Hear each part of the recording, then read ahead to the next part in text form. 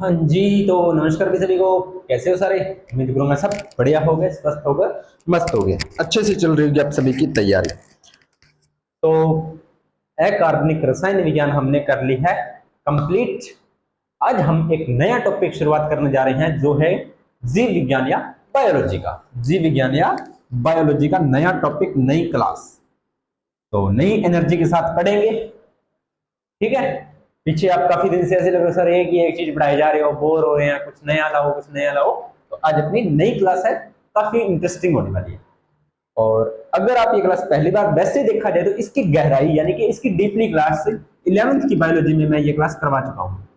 11th class वाली जो biology की अपनी प्ले लिस्ट है उसमें ये क्लास डिजिटल बोर्ड पर ये क्लास विद डायग्राम हो गई है। तो आपसे रिक्वेस्ट है, इस क्लास को देखने के बाद या ये टॉपिक जब पूरा हो जाए कंप्लीटली देख लो इस टॉपिक को, उसके बाद में वहां से वो 4 क्लासेस है वो भी आप देख लो, ताकि इसमें डायग्राम नहीं बने हुए, इसमें डायग्राम है, डिजिटल बोर्ड पे प्रॉपर क्लासेस हैं। तो अब वो देखोगे तो आपके डायग्राम विद सारे कंसेप्ट क्लियर हो जाएगी। इसमें सारी चीजें क्लियर है, उसमें थोड़ा सा मतलब फास्टली बताया हुआ है, क्योंकि डीपली मैं यहाँ पर बता दूंगा, उसमें थोड़ा सा फास्ट बताया, आप डायग्राम देखकर उस चीजों को समझ सकते हो। आपका ये टॉपिक कभी गलत नहीं होगा। चलिए, टॉपिक का नाम है जंतु ऊतक। जंतु ऊतक, तो जंतु तो जैसे हम हो गए, ठीक है, पशु पक्षी हो गए, जानवर हो गए, वो एक जंतु हो गए। ऊतक क्या होता है? कोशिकाओं का समूह है। ऊतक क्या होता है? एक जैसी कोशिकाओं का समूह है। तो हमारे शरीर के अंदर भी ऊतक होते हैं।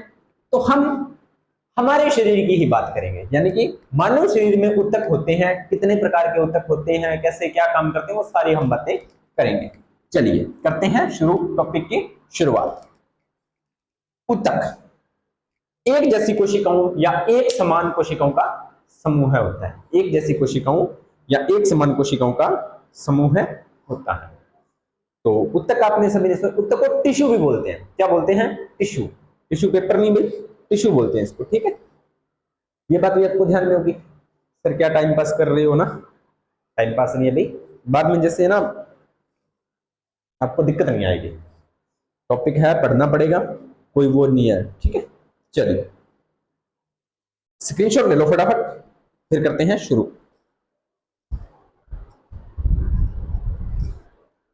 हाँ जी, सबसे पहली बात है हिस्टोलॉजी या औतिकी। औतिकी या हिस्टोलॉजी यानी कि ऊतकों का जब हम अध्ययन करते हैं, ऊतकों का अध्ययन, जीव विज्ञान की वह शाखा, जीव विज्ञान की वह शाखा जिसके अंतर्गत हम ऊतकों का अध्ययन करते हैं उसे बोलते हैं हिस्टोलॉजी। मैंने आपको एक क्लासेस ली हुई थी जीव विज्ञान की शाखाएं वाली, तो उसमें मैंने जितनी भी लॉजिकल बातें होती वो सारी मैंने बता दी थी। तो हिस्टोलॉजी, हिस्टोलॉजी ऊतकों को अध्ययन को क्या बोलते हैं? हिस्टोलॉजी, या इसे बोलते हैं हिंदी में औतिकी। तो ये क्वेश्चन पूछा गया अभी एग्जाम में, ठीक है। ये क्वेश्चन एग्जाम में बनता है, तो पहला क्वेश्चन आपका यही है, स्टार लगा दीजिए। स्थापना यानी कि हिस्टोलॉजी की स्थापना किसने की थी? हिस्टोलॉजी की स्थापना किसने की थी? तो एक वैज्ञानिक है मार्सेलो मेलपिगी। वैज्ञानिक का नाम क्या है? Marcello, Marcello Malpighi. Marcello Malpighi, ये इसका नाम है। कब की थी? यानी कि इनका टाइम पीरियड क्या था? तो 1628 से 94 जिनका टाइम पीरियड था मार्सेलो मेलपिगी का। और ये इटली के निवासी थे। कहां के रहने वाले थे? ये इटली के रहने वाले थे। कहां के? इटली के ये रहने वाले थे। चलो जी, स्थापना इन्होंने कर दी। नामकरण किसने किया, यानी कि हिस्टोलॉजी का नाम किसने दिया? तो वो एक वैज्ञानिक थे, मायर। हर चीज में मायर थे भाई, जैसे अपने बोलते हैं ना कि दो की काम में पूरा मायर है, यानी कि आपसे बढ़कर कोई नहीं। जैसे मुझे भी कई बार ऑफलाइन स्टूडेंट में सर थे तो साइंस का मायर हो पूरा, है ना, तो वही बात होती है। तो मायर था, इसने भी हिस्टोलॉजी नाम दिया था। नाम दिया था हिस्टोलॉजी, मायर। हिस्टोलॉजी किसने नाम दिया? उत्तक शब्द प्रयोग किसने किया? सबसे पहले उत्तक शब्द का प्रयोग किसने किया? तो वो एक वैज्ञानिक था, लीचंट। ये देखो, ये दो वैज्ञानिक थे ना, मार्सेलो मेलपिगी और मायर, ये हिस्टोलॉजी शब्द से संबंधित थे।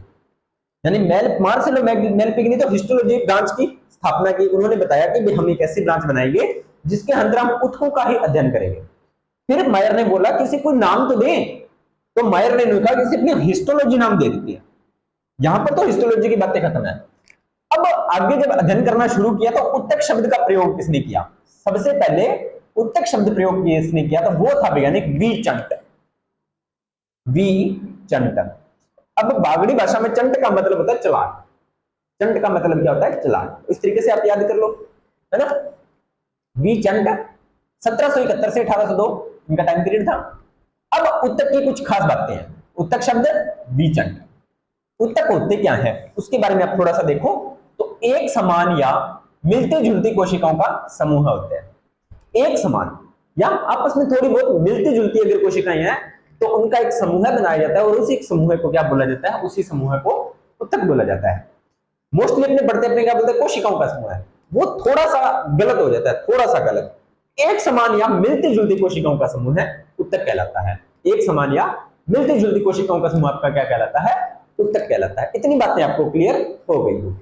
चलिए, एक समान कार्य व उत्पत्ति एक जैसी कोशिकाओं से होती है। यानी कि उत्तक में क्या होता है? इनका कार्य भी क्या होता है? उत्तक का एक समान होता है और उनकी उत्पत्ति भी एक जैसी कोशिकाओं से हुई होती है।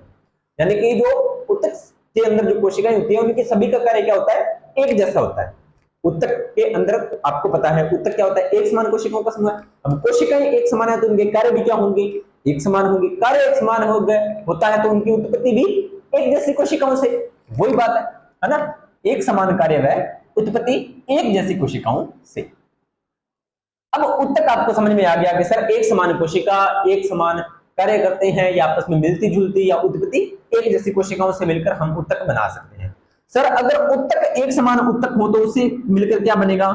अगर एक जैसी उत्तक हो तो वो मिलकर क्या बना देंगे प्यारे बच्चों? वो मिलकर अंग का निर्माण कर देंगे। किसका निर्माण कर देंगे? उत्तक मिलकर किसका निर्माण करते हैं? अंग का निर्माण करते हैं।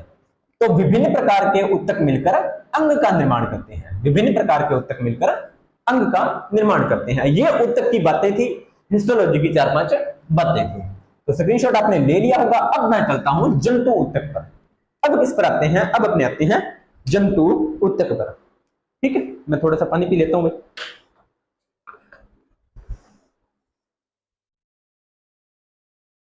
चलिए करते हैं शुरू। जंतु उत्तक कितने प्रकार के होते हैं? जंतु उत्तक होते हैं प्यारे बच्चों 4 प्रकार के। कितने प्रकार के?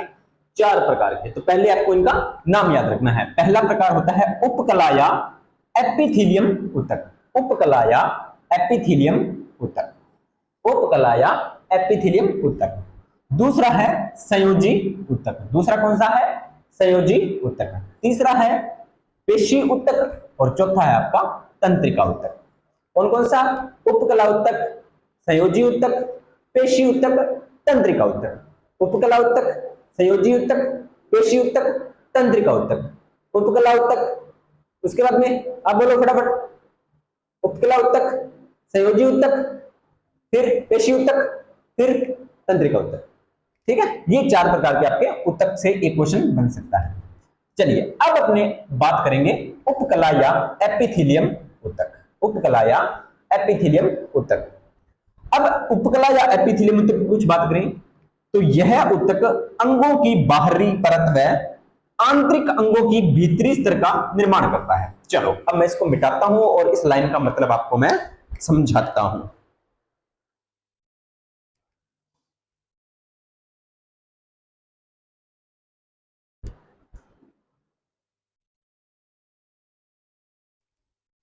चलिए ये कह रहा है कि ये जो उपकला उत्तक है ना, मान लीजिए ये कोई बॉडी है, कोई भी बॉडी है तो अंगों की बाहरी परत, ये कोई भी अंग है, कोई भी अंग है उसकी ये बाहरी परत है। अंगों की बाहरी परत और भीतरी स्तर का निर्माण। अंगों का ये अंदर वाला स्तर है, ये भीतरी स्तर, भीतरी स्तर का निर्माण करते हैं। तो उपकला उत्तक या एपिथेलियम क्या करते हैं? अंगों की बाहरी परत व आंतरिक अंगों की भीतरी स्तरों का निर्माण करते हैं। अंगों की बाहरी परत का निर्माण करते हैं और आंतरिक जो अंग है उनके भीतरी स्तर का निर्माण करते हैं। इसमें अंतराकोशिकीय स्थान नहीं पाया जाता। इसमें उपकला उत्तक में इस बात का मतलब क्या है, इसका मतलब समझते हैं। अब जैसे मैंने अभी आपको बताया है कि एक जैसे ऊतक मिलकर कोशिकाओं का निर्माण करते हैं, एक जैसे कोशिकाएं मिलकर ऊतक का निर्माण करते हैं।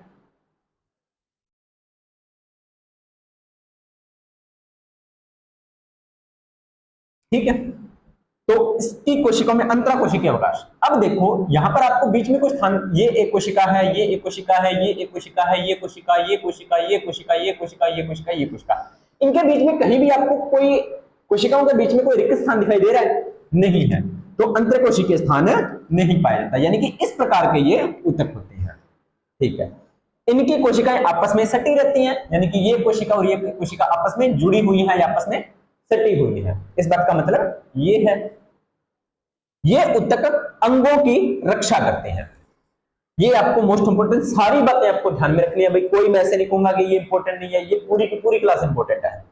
ये ऊतक अंगों की रक्षा करते हैं। कौन से ऊतक? एपिथेलियम ऊतक। अब आपको पता है बाहरी आवरण का निर्माण कर रहे हैं, तो सीधी सी बात है अंगों की रक्षा करेंगे, बिल्कुल करेंगे भाई। ठीक है, ये विसरण, विसरण क्या होता है? विसरण, विसरण होता है, मैं बहुत बार आपको फिजिक्स में बता चुका हूं, केमिस्ट्री में बता चुका हूं, बायोलॉजी में आपको मैं बता चुका हूं, लेकिन आज फिर बता देता हूं। पदार्थों का उच्च सांद्रता से निम्न सांद्रता की ओर गमन करना विसरण कहलाता है। तो ये विसरण, स्त्रावण और अवशोषण। स्त्रावण का मतलब होता है सीक्रेशन, चीजों का बाहर निकलना, और अवशोषण का मतलब होता है चीजों का अंदर अवशोषित करना में सहायता करते हैं। यानी कि उपकला ऊतक क्या क्या काम करते हैं? स्तरों का निर्माण करते हैं, अंतरकोशिकीय स्थान नहीं पाया जाता, कोशिकाएं सटी रहती हैं, अंगों की रक्षा करते हैं, और विसरण, स्त्रावण, अवशोषण आदि में भी ये सहायता करते हैं। इस ऊतक की कोशिकाओं का आकार उनके कार्य व स्थान के अनुसार बदलता रहता है। अब इन कोशिकाओं का जो आकार होता है ना, वो उनके स्थान और कार्य के अनुसार बदलता रहता है, यानी कि वो जैसा कार्य करेंगे वैसा उनका आकार होगा, या वो जिस स्थान पर रहेंगे वैसा उनका आकार हो जाएगा। ये इस बात का मतलब है। अब उपकला ऊतक के भी कितने प्रकार हैं? आगे 4 प्रकार हैं। उपकला ऊतक के भी आगे कितने प्रकार हैं प्यारे बच्चों? उपकला ऊतक के भी आगे 4 प्रकार हैं। तो उस 4 प्रकार की थोड़ी सी अपने चर्चा कर लेते हैं, है ना। चलिए, परेशान नहीं होना है, ऐसे घबराना नहीं है, बहुत ही इंटरेस्टिंग क्लास चल रही है, दिक्कत वाली बात ही नहीं है, सारी चीजें समझ में आ रही है। अगर क्लास अच्छी लग रही है तो क्लास को लाइक, शेयर, कमेंट और चैनल को सब्सक्राइब करें, ज्यादा से ज्यादा लोगों को ये क्लास भेजें, फ्री ऑफ कॉस्ट है, कोई दिक्कत वाली बात नहीं है ना। चलिए करते हैं शुरू। तो ऊतक कौन कौन सा है? तो पहला है शल्की या शल्काभ एपिथेलियम, शल्की या शल्काभ। दूसरा है स्तंभाकार एपिथेलियम। तीसरा है क्यूबाइकल या क्यूबाइकल, क्यूब को घन बोलते हैं ना, तो घनाकार ऊतक एपिथेलियम, और पक्षमाभी या पक्षमल एपिथेलियम। कौन कौन सा? शल्की, स्तंभा, घनाकार और पक्षमाभ। कौन कौन सा? शल्की, शल्की, शल्की, उसके बाद में स्तंभा, घना, शल्की, शल्की या शल्काभ एपिथेलियम ऊतक। ठीक है, फिर उसके बाद में स्तंभाकार एपिथेलियम ऊतक, फिर उसके बाद में घनाकार एपिथेलियम ऊतक, फिर पक्षमाभी या पक्षमल एपिथेलियम ऊतक। ये चारों के चारों नाम आपको याद होने चाहिए। किसके नाम है ये?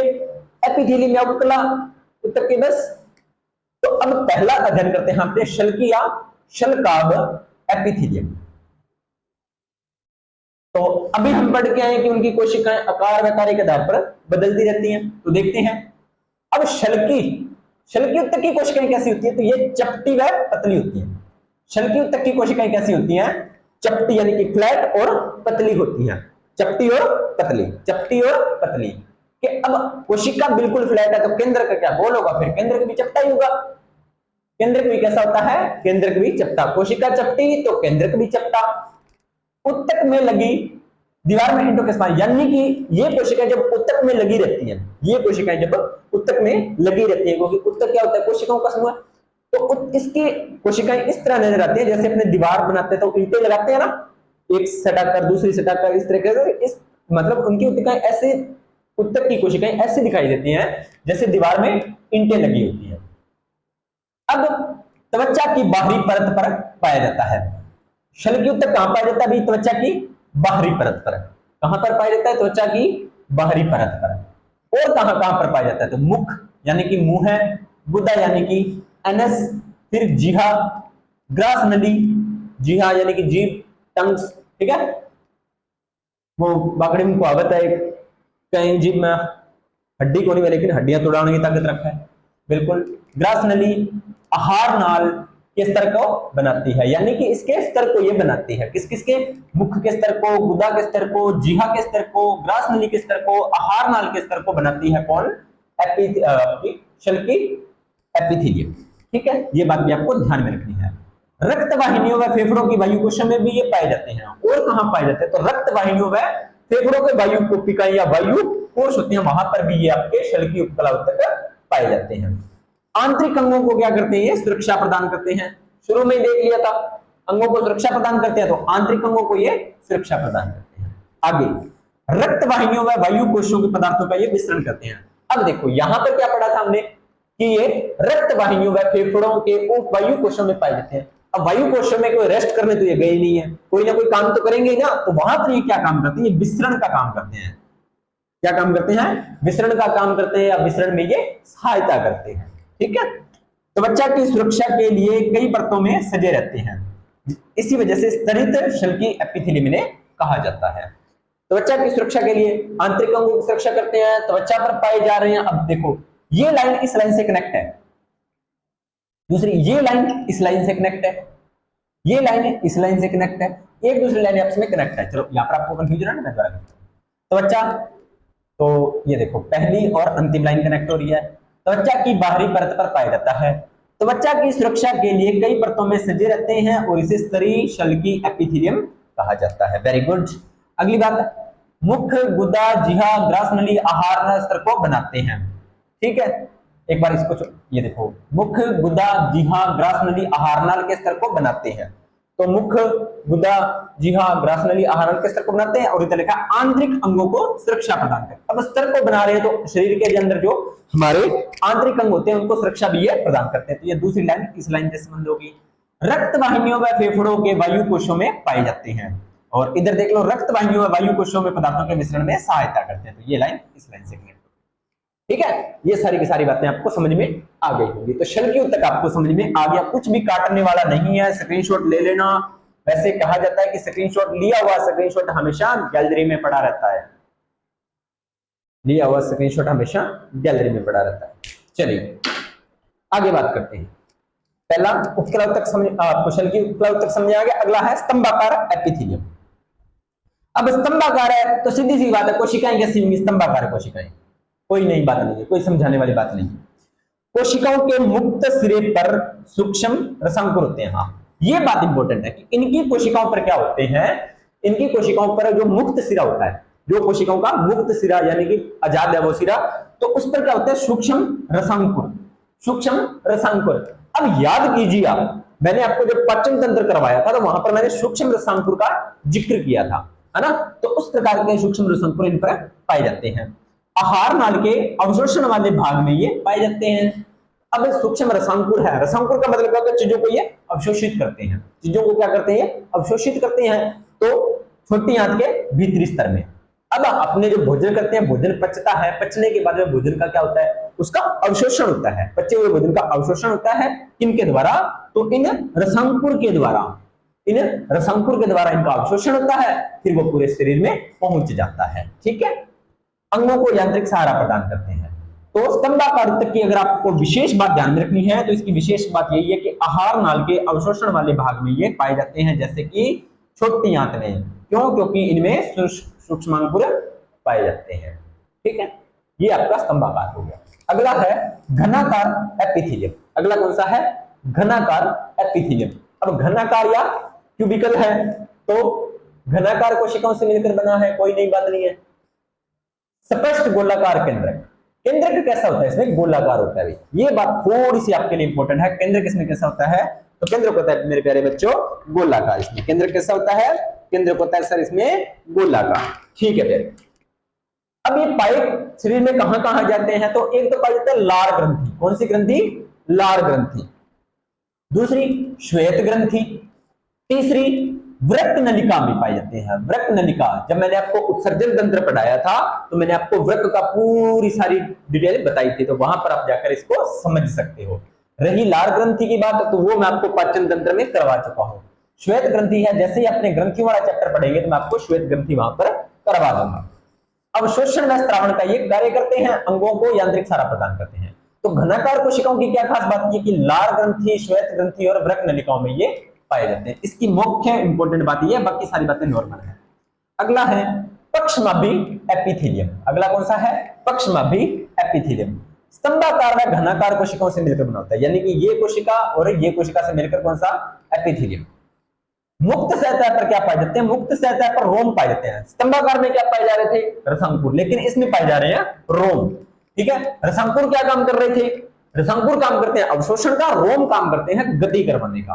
ठीक है, तो कणों, मुक्त कोशिकाओं व म्यूकस में एपिथेलियम सतह के ऊपर विशिष्ट दिशा में गति कराना। तो पक्षमाभी कोशिकाओं का, अब आपने याद हो तो मैंने कोशिका में आपको पक्षमाभ और कशाभ बताए थे। तो पक्षमाभ का काम क्या है? गति करवाना। उलझने वाली बात ही नहीं है, सारी चीजों को कनेक्ट अपने आप हो रही है ना। अब ये पाए कहां पर जाते हैं? तो एक तो पाए जाते हैं अंडवाहिनी में। सर अंडवाहिनी में क्यों पाए जाते हैं? तो अंडवाहिनी में प्यारे बच्चों इस वजह से पाए जाते हैं क्योंकि जो अंडवाहिनी अंडाणु से अंडाशय से जब अंडाणु बाहर निकलता है तो उसको अंडवाहिनी में लेके आता है और वहां पर ये रोके रखता है, उसको गति करवाता है, वो चीजें सारी ये करता है। श्वास नली में, मुख गुहा में ये पाया जाता है। तो ये बात आपके लिए इंपॉर्टेंट रहने वाली है। ठीक है, तो हमने क्या पढ़ा? हिस्टोलॉजी, अध्ययन ऊतकों का, फिर उसके बाद में मार्सेलो मेलपिगी, मायर, ठीक है, लीचंट, उसके बाद में जंतु ऊतक, कौन सा? उपकला, है ना। फिर उपकला की बातें, फिर उपकला के 4 प्रकार कौन कौन से? शल्की, स्तंभा, घना और पक्षमाभ। ये सारी बातें आपको समझ में आ गई होगी। तो यहां पर आपने आज कंप्लीट किया है कौन सा? एक ऊतक हमने कंप्लीट कर लिया, उपकला ऊतक। ठीक है, उपकला या एपिथेलियम ऊतक हमने कर लिया है कंप्लीट। कल हम बात करेंगे संयोजी ऊतक की। अगर आपको संयोजी ऊतक अच्छे से समझना है तो आप पहले रक्त परिसंचरण वाली क्लास वो देख के आना। वहां पर मैंने रक्त को पूरा गहराई से समझाया है। ब्लड ग्रुप को देख के आना, ब्लड क्लोटिंग को देख के आना, सारी चीज देख के आना, आपको सारा कांसेप्ट वहां पर समझ में आ जाएगा। उसके बाद में यहाँ पर मैं एक बार और समझा दूंगा। तो ब्लड वाला क्वेश्चन आपका गलत कभी भी कहीं भी गलत नहीं होगा किसी भी एग्जाम में। ठीक है, तो उम्मीद करता हूं आपको जानकारी अच्छी लगी होगी। अगर जानकारी अच्छी लगी हो तो वीडियो को लाइक करना, शेयर करना, कमेंट करना, चैनल को सब्सक्राइब करना। फिर भी कोई भी किसी भी चीज में डाउट हो तो कमेंट सेक्शन को में आप डाल देना, आपको आंसर दे दिया जाएगा। अगर जिस बात का मुझे आंसर पता होगा तो मैं आपको आंसर दे दूंगा, अगर नहीं होगा तो मैं आपको सॉरी बोल। ठीक है, हाँ, क्वेश्चन से रिलेटेड सॉरी नहीं, बाहर की जैसे कुछ गवर्नमेंट जॉब की कुछ इन्फॉर्मेशन होती है आप पूछते हो लेकिन मुझे नहीं पता होती, तो उसके लिए मैं पहले सॉरी बोल देता हूँ। हाँ, पूछ सकते हो, अगर पूछने में क्या जाता है ना, तो पूछ लिया करो, कोई दिक्कत वाली बात नहीं है। और आप अपनी मेहनत करते रहिए, कामयाबी आपके कदम जरूर चूमेगी। जैसे मैं मेहनत कर रहा हूँ, नेगेटिव कमेंट पे ध्यान नहीं देता तो कोई बात नहीं है भाई। अगर आप जुड़ रहे हो तो और अच्छी बात है, नहीं जुड़ रहे हो तो आपकी मर्जी है। ठीक है, ज्यादा बातें नहीं करते हुए मिलते हैं नेक्स्ट वीडियो और नए टॉपिक के साथ। तब तक आप सभी का धन्यवाद। सस्पेंस रहने वाला है रक्त वाला, इस टॉपिक अगला अपना रहेगा, तो जरूर इस क्लास के साथ जुड़ना और इस क्लास को ज्यादा से ज्यादा शेयर करना और दूसरी क्लास के लिए भी लोगों को मोटिवेट करना। मिलते हैं नेक्स्ट वीडियो के अंदर, तब तक आप सभी का धन्यवाद।